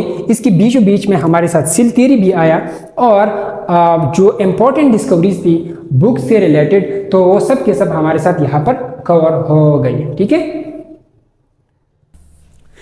अच्छा भाई, तो हमने सेल थ्योरी को सेल थ्योरी और इसके साथ साथ जो साइंटिस्ट थे, डिस्कवरी थी, वो कंप्लीटली कवर किया। और अभी जो है, अभी हम क्या करते हैं, अभी हम modified form of cell theory देखते हैं। Modified form of cell theory किस तरह है, तो ये हमारे साथ इस तरह है कि सेल थ्योरी के ऊपर जो है बहुत सारे लोगों ने काम किया। इस तरह 3 साइंटिस्ट आप लोगों ने यहाँ पर देखा, मैथियास लीडेन, थियोडोर श्वान और रुडोल्फ विर्चो, और इसके साथ साथ और भी बहुत सारे साइंटिस्ट हैं। लेकिन आखिर में क्या हुआ कि आखिर में इन तमाम लोगों के जो पॉइंट्स थे, पोस्टुलेट्स थे, जो थ्योरीज थे, वो सब के सब जो है ना इन लोगों ने मिक्स किया और एक modified form of cell theory वजूद में आ गई। ठीक है, तो अब हम देखते हैं वो modified form of cell theory. Modified cell theory ये जो है ये बहुत सारे लोगों की पोस्टुलेट्स और उसकी थ्योरीज के ऊपर बेस है। ठीक है, बहुत सारे लोग हैं इसके अंदर, तो ये जो है ये बहुत सारे लोगों की कॉम्बिनेशन है, उसकी मिक्सिंग है। ठीक है, पॉइंट नंबर फर्स्ट क्या है, point number first, cell theory क्या कहती है कि all organisms are consist of one और मेनी या मोर सेल, कि हमारे साथ जितने भी ऑर्गेनिजम्स हैं या तो ये सिंगल सेल से बने हैं, एक सेल से बने हैं, या मेनी सेल से बने हैं, मोर सेल से बने हैं। तो जो वन सेल से बनते हैं उसे हम क्या कहते हैं, यूनिसेलुलर, और मेनी सेल का तो ये होता है मल्टी सेलुलर। तो जो ऑर्गेनिज्म एक सेल से बनते हैं उसे हम क्या कहते हैं, यूनिसेलुलर, और जो मेनी सेल से बनते हैं तो उसे हम कहते हैं मल्टी सेलुलर ऑर्गेनिज्म। और तमाम की तमाम ऑर्गेनिज्म जो हैं यूनि है या मल्टी है, लेकिन ये किस चीज से बने हैं, सेल से बने हैं। ठीक है, तमाम ऑर्गेनिजम्स। अच्छा, पॉइंट नंबर 2 क्या है, पॉइंट नंबर 2 के new sales arise from pre-existing cell। यार इस पॉइंट की तो बिल्कुल एक्सप्लेनेशन नहीं करनी चाहिए, क्योंकि अभी हमने पढ़ा रुडोल्फ विर्चो की हाइपोथेसिस है कि new cells arise from pre existing cells. Point number 3 क्या है, cell contain hereditary materials of an organism which pass from parent to daughter cell। ठीक है, ये क्या है कि सेल कंटेन करता है, सेल के साथ क्या होता है, सेल के साथ हमारे साथ हेरिडिटरी मटेरियल होता है जो कि हमारे साथ पास होता है फ्रॉम पेरेंट टू ऑफस्प्रिंग या डॉटर सेल, कि हमारे साथ जो जेनेटिक मटेरियल होता है, हेरिडिटरी मटेरियल होता है जो कि पेरेंट से डॉटर सेल में पास होती हैं। ये कहाँ पर होती हैं, ये सेल के पास होती हैं, सेल के पास होते हैं ये चीज़। ठीक है, यहाँ पर हम इस चीज़ की डिस्कशन नहीं करते हैं कि what is hereditary material and how it is pass from parent to offspring, लेकिन यहाँ पर आप लोगों ने इतना याद रखना चाहिए आप लोगों को कि जो हेरिडिटरी मटेरियल है जो कि क्या होता है, फ्रॉम पेरेंट टू ऑफस्प्रिंग पास होता है, ये किसके साथ होता है, तो ये सेल के पास होता है। क्लियर है ये पॉइंट। अच्छा, point number 4, all metabolic chemical reactions are takes place within this cell। कि तमाम तर हमारे साथ जितने भी मेटाबॉलिक केमिकल रिएक्शंस होते हैं तो वो कहाँ पर होते हैं, विद इन द सेल होते हैं, सेल के अंदर होते हैं। क्लियर है? अच्छा, point number 5, the last point but the most important point, ठीक है, क्या है? Activities of an organism are the outcome of sum total of all the activities of an organism are the outcome of sum total of all the activities and interaction of its constituent cell। अच्छा भाई, इस point का मतलब क्या है? तो अभी देखें कि the activities of in organism और द आउटकम, यानी ऑर्गेनिज्म के अंदर जो एक्टिविटीज हो रही हैं, that is the outcome of sum total of all the activities and interaction of its constituent cell। इस पॉइंट को मैं आप लोगों को समझा देता हूँ, ठीक है, थ्रू एन एग्जाम्पल। अभी जो है मैं आप लोगों को लेक्चर दे रहा हूँ, ठीक है, तो आप लोगों को मेरी बॉडी के अंदर मेरे हैंड्स का मोमेंट और मेरे सर का मोमेंट, इस तरह मेरे लिप्स का मोमेंट, पार्टिकुलरली स्पेशली लिप्स का मोमेंट आप लोगों को दिखाई देगा, है ना, इस तरह।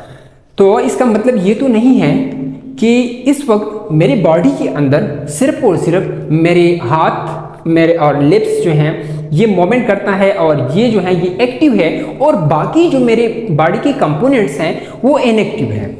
इस तरह तो नहीं है। मेरी बॉडी के अंदर जितने भी कंपोनेंट्स हैं they are also performing certain sort of activities. तो जो एक्टिविटी आपको बाहर से जाहिर से दिखाई देती हैं, ऑर्गेनिज्म की जो एक्टिविटी आपको बाहर से दिखाई देती हैं, that is might be because of sum total of all the activities which is running inside the cell. ठीक है, तो इस पॉइंट का मतलब ये है। अच्छा भाई, तो ये है हमारे साथ मॉडिफाइड सेल थ्योरी। इसके ये 5 पोस्टुलेट हैं।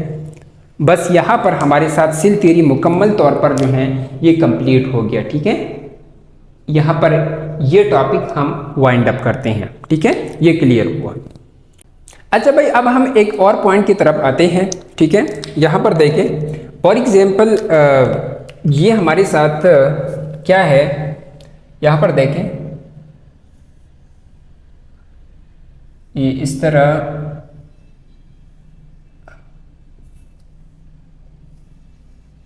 ये क्या है, ये 2 घर हैं। ठीक है, ये एक घर है, ये दूसरा घर है। सिर्फ फर्क ये है कि ये जो है ये थोड़ा सा साइज में छोटा है और ये बड़ा है। ठीक है, अब ये क्या है, फॉर एग्जाम्पल हमारे साथ ये जो घर है छोटा घर है और इस घर के अंदर हमारे साथ सिर्फ और सिर्फ एक ही खातून है। फॉर एग्जाम्पल ये है, ठीक है, ये एक खातून है। और लेट्स फॉर एग्जाम्पल यहाँ पर हमारे साथ क्या है, 1 2 3, ठीक है, फॉर एग्जाम्पल 3 है। ठीक है, यहाँ पर 3 खातून है इस घर में और इस घर में सिर्फ 1 खातून है। अभी क्या है, अभी हमारे साथ आप लोगों ने सोचा होगा कि एक घर में हमारे साथ जो काम होते हैं वो काम जो है, जो कि बेसिक नीड्स वाली काम जो होती हैं, फॉर एग्जांपल हमारे साथ है रोटी बनाना या सफाई वगैरह करना, झाड़ू लगाना, कपड़े जो है ना वॉश करना या कपड़े प्रेस करना, ये जो है ये काम हर एक घर में होती है ना, इस तरह हर एक घर में होते हैं। तो इन दोनों घरों में क्या होते हैं, ये काम करनी है। तो क्या होगा कि इस घर में हमारे साथ सिर्फ और सिर्फ एक ही खातून है और इस घर में 3 खातून हैं। तो यहाँ पर भी हमारे साथ फॉर एग्जांपल अगर हम लेते हैं कि रोटी है, ठीक है, रोटी बनानी है और फॉर एग्जांपल हमारे साथ है रोटी बनानी है, और फॉर एग्जांपल सफाई करना है, और दूसरा फॉर एग्जांपल हमारे साथ कपड़े वॉश करना है, और इसके साथ साथ जो है कपड़े क्या करना है, प्रेस करना है फॉर एग्जांपल। ये चारों के चार काम जो हैं यहाँ पर इस घर में भी है और इस घर में भी है। तो इस घर के अंदर जो है ये सारे के सारे काम जो है ये सिर्फ ये एक ही खातून करेगी, है ना, इस तरह कोई और नहीं है, तो ये करेंगे ये सब, ठीक है। और इस घर के अंदर अगर आप लोग देखें तो इस घर के अंदर भी यही काम करनी है। तो लेकिन यहाँ पर क्या है, फॉर एग्जांपल यहाँ पर एक और बंदी भी है, ठीक है, हाँ 4 बंदे हो गए, ठीक है। तो यहाँ पर क्या होगा, यहाँ पर हमारे साथ डिवीजन होगा, क्या होगा, डिवीजन होगा। ये काम जो है इन 4 बंदों के ऊपर डिवाइड होगा। इसमें से फॉर एग्जांपल ये जो है ये रोटी वाला काम करेगी, ये सफाई, ये कपड़े वॉश करेंगे, ये प्रेस करेंगे, ठीक है। तो इन 4 लोगों के बीच में ये काम जो है क्या हुआ, डिवाइड हुआ। लेकिन यहाँ पर सिर्फ और सिर्फ एक खातून है, तो ये सब के सब काम जो है ये एक खातून करेंगे, ठीक है। तो इस चीज़ का मतलब क्या है, मतलब ये है कि ये जो है ये घर ये हमारे साथ है यूनिसेलुलर ऑर्गेनिज्म, ठीक है। और ये दूसरा जो है ये हमारे साथ है multi cellular organism, multi cellular organism.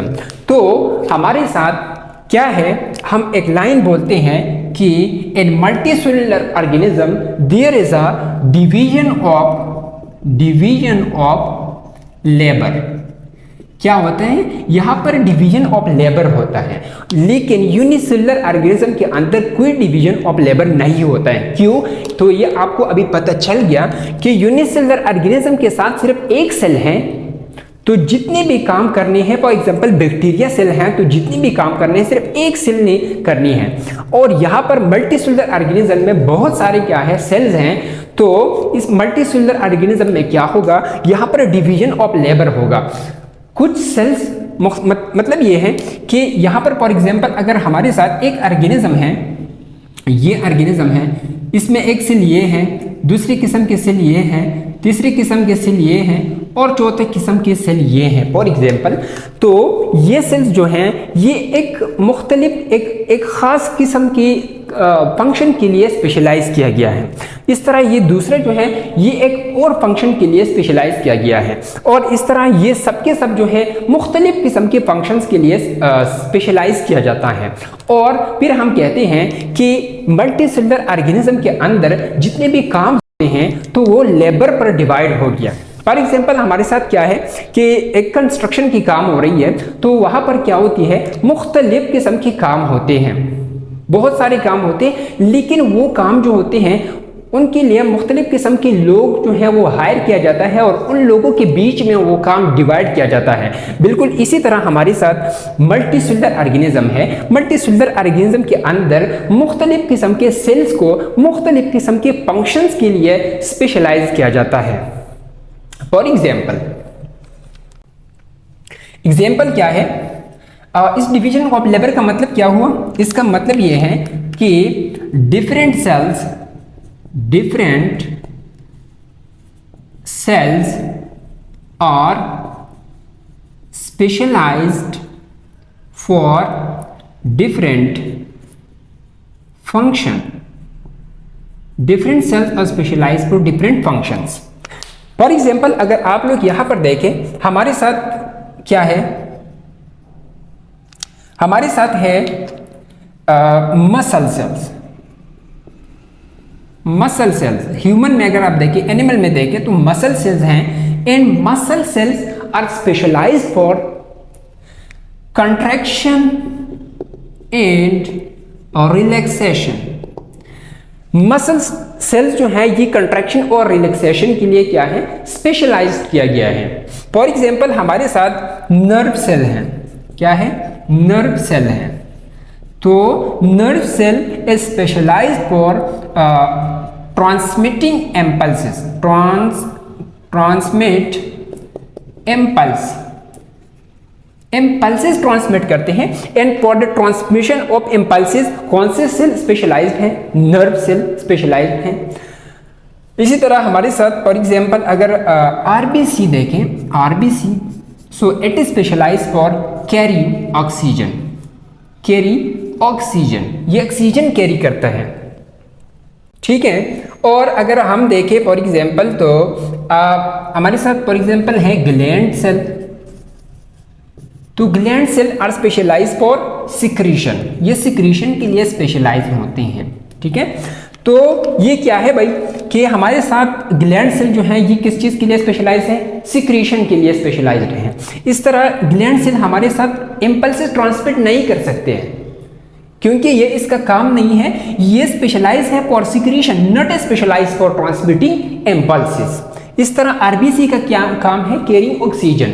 ये जो है हमारे साथ कंट्रैक्शन इन रिलैक्सेशन नहीं कर सकता है, क्यों? क्योंकि it is not specialized for contraction in relaxation, it is specialized only and only for carrying oxygen.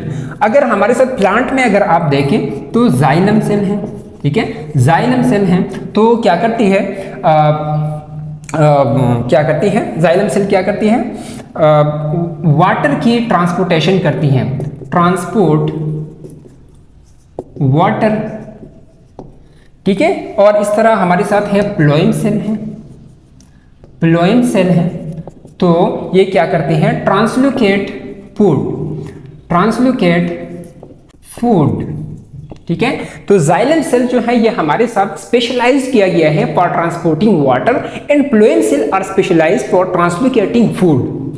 तो मतलब ये है कि हमारे साथ जो जाइलम सेल है वो प्लोएम सेल का काम नहीं कर सकता है और प्लोएम जाइलम का काम नहीं कर सकता है। इस तरह हमारे साथ नर्व सेल जो है ये ग्लैंड सेल का काम नहीं कर सकता है। हर एक सेल जो है अपने एक स्पेसिफिक फंक्शन के लिए स्पेशलाइज किया गया है, ठीक है। और ये स्पेशलिटी, ये स्पेशलाइजेशन कहाँ पर है? ये हमारे साथ सिर्फ और सिर्फ मल्टीसेलुलर ऑर्गेनिज्म के अंदर है, जहाँ पर हमारे साथ डिवीजन ऑफ लेबर है। और डिवीजन ऑफ लेबर का मतलब आप लोगों ने क्या है? डिवीजन ऑफ लेबर का मतलब different cells are specialised for different functions, ठीक है। और यहाँ पर याद रखें हमारे साथ प्लांट के अंदर 4 टाइप ऑफ सेल्स हैं। प्लांट के अंदर 4 टाइप्स ऑफ सेल हैं जो कि जरूरी हैं। अच्छा, तो प्लांट सेल के अंदर हमारे साथ 4 टाइप्स ऑफ सेल्स हैं, बहुत ही इंपॉर्टेंट है, बार बार बुक में गिवन है, बार बार आप लोग अगर बुक पढ़ते हैं तो बार बार बुक में गिवन है, लेकिन आप लोगों ने क्या करना है? अभी से वो क्लियर करनी है, फिर बाद में आप लोगों को मसला नहीं होगा, ठीक है। क्या है? 4 टाइप्स ऑफ सेल्स हैं। Number first sclerenchymatous cells, sclerenchymatous cells. और दूसरे नंबर पर हमारे साथ है chlorenchymatous cell, chlorenchymatous cells. तीसरे नंबर पर है parenchymatous cells, parenchymatous cells. और लास्ट में हमारे साथ है मेरिस्टेमेटिक सेल, मेरिस्टेमेटिक सेल्स। अच्छा भाई, ये जो सेल्स हैं ये भी हमारे साथ मुख्तलिफ किस्म के फंक्शंस के लिए स्पेशलाइज हैं। यहाँ पर देखें स्क्लेरेन काइमेटस सेल्स जो हैं it is specialised for support, ठीक है, it is specialised for support.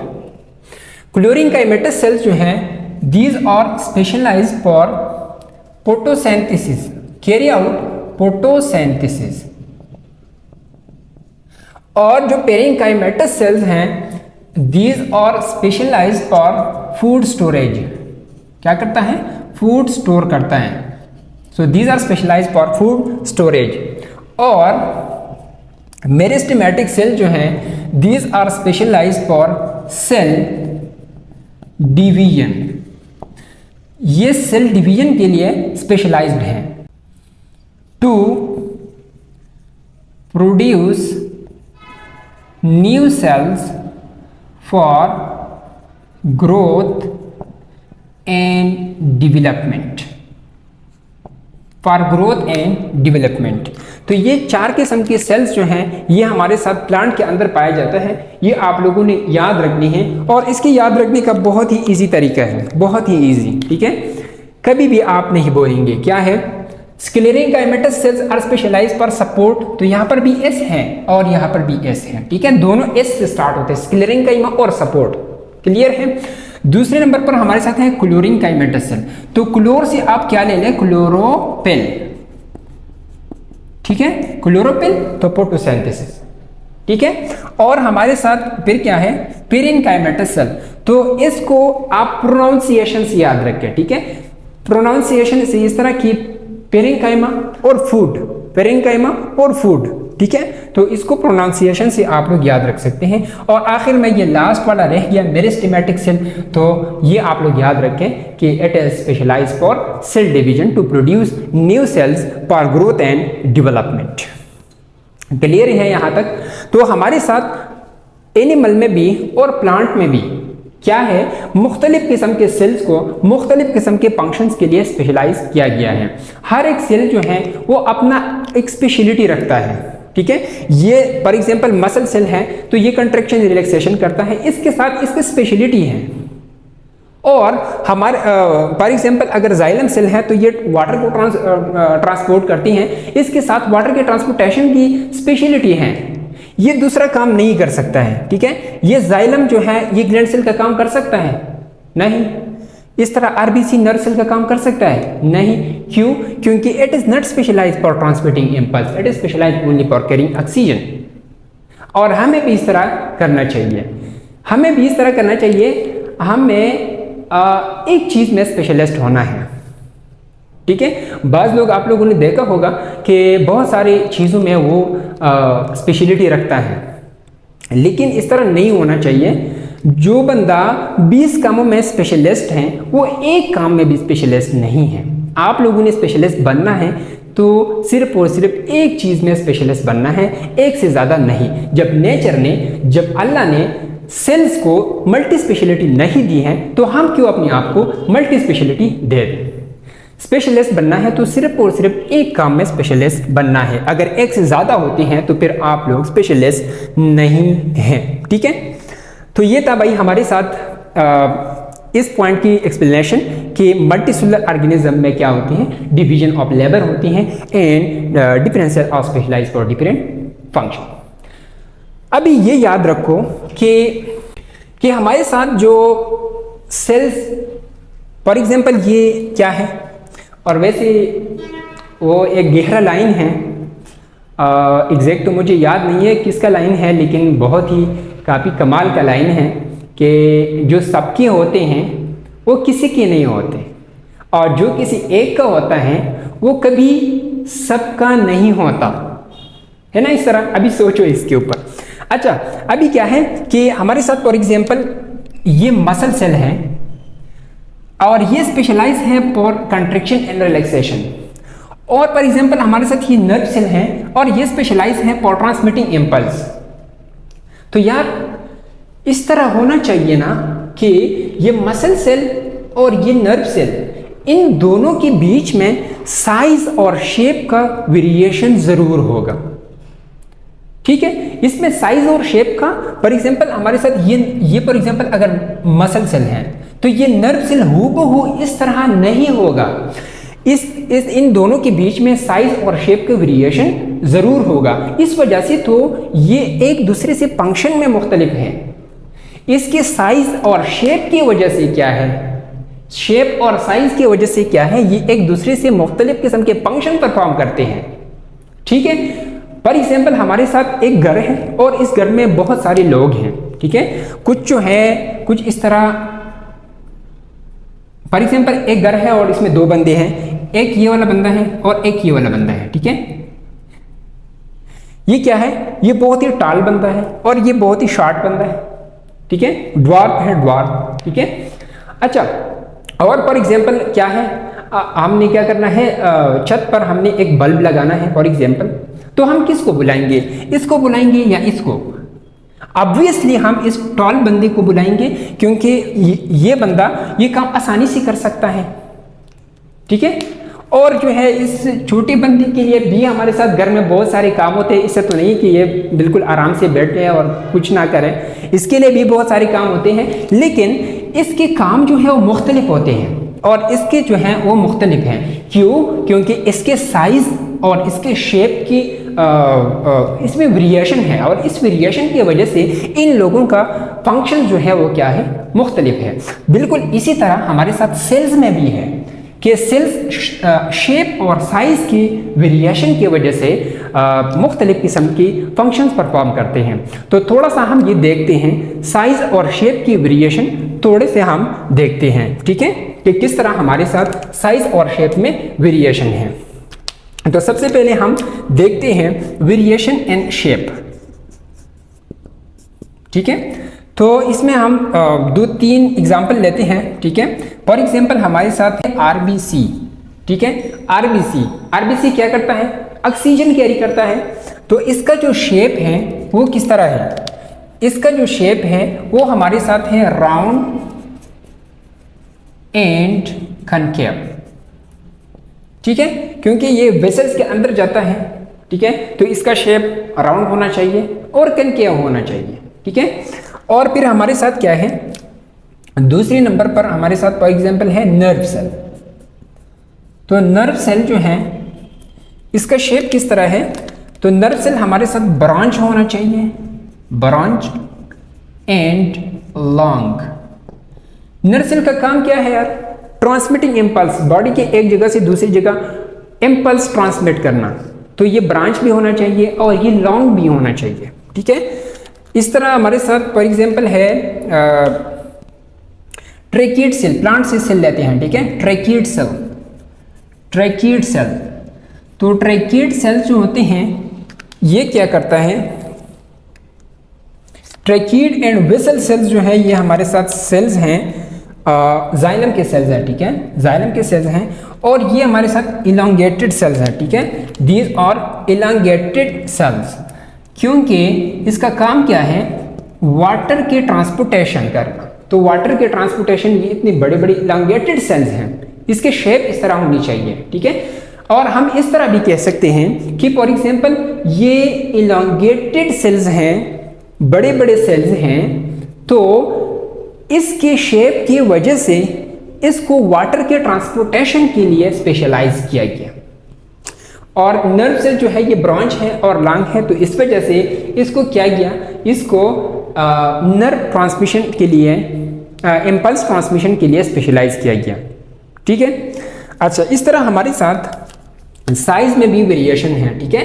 Size की अगर हम वेरिएशन देखते हैं, साइज, तो साइज में हमारे साथ किस तरह वेरिएशन है, फॉर एग्जांपल हम एग्जांपल लेते हैं, साइज में हम 3 किस्म की वेरिएशन देखते हैं कि हमारे साथ एक है smallest cell in the world. दुनिया में सबसे स्मॉलेस्ट सेल जो है वो कौन है, वो है एक बैक्टीरियम है, माइकोप्लाज्मा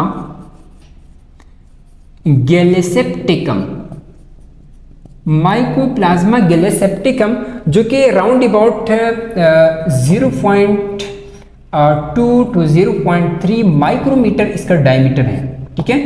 और ये क्रॉनिक रिस्पायरेटरी डिजीज का काज करते हैं, स्पेशली इन चिकन्स। तो ये जो है माइकोप्लाज्मा गैलेसेप्टिकम, याद रखें कि it is the smallest cell in the world, ठीक है। फिर हमारे साथ क्या है, दूसरे नंबर पर हमारे साथ है largest cell in the world. तो लार्जेस्ट सेल जो हमारे साथ है, it is ostrich egg. Ostrich egg जो है, it is the largest cell in the world, और ये तकरीबन 15 से लेके 18 सेंटीमीटर तक इसका डायमीटर होता है, ठीक है। और तीसरे नंबर पर हमारे साथ है लॉन्गेस्ट सेल। एक लार्जेस्ट होता है, एक लॉन्गेस्ट होता है। लार्जेस्ट जो है ये साइज वाइज होता है, और लॉन्गेस्ट जो है वो क्या हो जाता है, लेंथ वाइज होता है, ठीक है।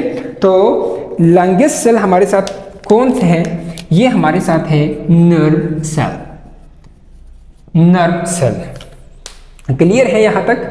और अगर आप लोगों से, ये तो हम जनरलाइज बात करते हैं, ठीक है, जनरल बात करते हैं कि smallest cell in the world Mycoplasma gallisepticum, largest cell in the world ostrich egg, और लॉन्गेस्ट सेल हमारे साथ नर्व सेल। अगर आप लोगों से ह्यूमन बॉडी के अंदर पूछा जाए कि ह्यूमन बॉडी के अंदर लार्जेस्ट और स्मॉलेस्ट सेल कौन से हैं, तो आप लोगों को पता होनी चाहिए कि हमारे साथ ह्यूमन बॉडी के अंदर स्मॉलेस्ट और लार्जेस्ट सेल कौन से हैं? Smallest cell and largest cell. तो स्मॉलेस्ट सेल याद रखे ह्यूमन बॉडी के अंदर हमारे साथ है स्पर्म सेल, ठीक है, स्पर्म सेल, ह्यूमन मेल में स्पर्म सेल। और लार्जेस्ट सेल जो है ये ह्यूमन फीमेल में होता है ओवम सेल। क्लियर है? अच्छा, इसका जो डायमीटर है ये राउंड अबाउट 0.1 मिलीमीटर और इसका ये राउंड अबाउट 4 माइक्रोमीटर। तो इसमें तकरीबन जो है ओवम जो है ये स्पर्म से अराउंड अबाउट 20 to 25 टाइम्स क्या है? लार्ज है। ठीक है। अच्छा भाई, तो ये हो गया हमारे साथ साइज और शेप की वेरिएशन। ठीक है, साइज की भी हमने, शेप की भी वेरिएशन देखी और साइज की भी हमने वेरिएशन देख ली। इस तरह आरबीसी का, नर्व सेल का, ट्रेकिएट का, यहाँ पर स्मॉलेस्ट सेल जो है माइकोप्लाज्मा के लिए septicum, largest cell ostrich egg, longest cell जो है नर्व सेल। अगर आप देखें ह्यूमन बॉडी के अंदर जो नर्व होती हैं, फॉर एग्जांपल हम एग्जांपल लेते हैं शियाटिक नर्व का। शियाटिक नर्व जो होता है इट इज, ये स्पाइनल नर्व है और ये हमारे साथ जो है बेस ऑफ द बैक से, यानी स्पाइनल कॉर्ड के बिल्कुल क्या होता है, स्पाइनल कॉर्ड से कि बिल्कुल जो है बेस से ये स्टार्ट होता है और जाके बिग टॉय तक ये जाता है। तकरीबन राउंड अबाउट 1 मीटर इसका लेंथ होता है। लेकिन फिर ये आप MBBS में आप लोग पढ़ेंगे व्हाट इज शियाटिक नर्व और शियाटिक नर्व की ओरिजिनेशन कहाँ पर है, ये कहाँ से कहाँ तक जाता है। लेकिन आप लोग यहाँ पर सिर्फ ये याद रखें कि लॉन्गेस्ट सेल जो है ये हमारे साथ नर्व सेल हैं। और ये भी थोड़ा सा याद रखें कि शियाटिक नर्व जो है it is a spinal nerve and it start from the base of the back and कहाँ तक जाती हैं, ये बिग टॉय तक जाता है and it is the longest cell in the world. ठीक है। अच्छा भाई, ये हमारे साथ यहाँ पर हम वाइंड अप करते हैं इस चीज़ को। यहाँ पर जितने भी कंसेप्ट थे, जितने भी पॉइंट्स थे वो हमने डिस्कस कर ली।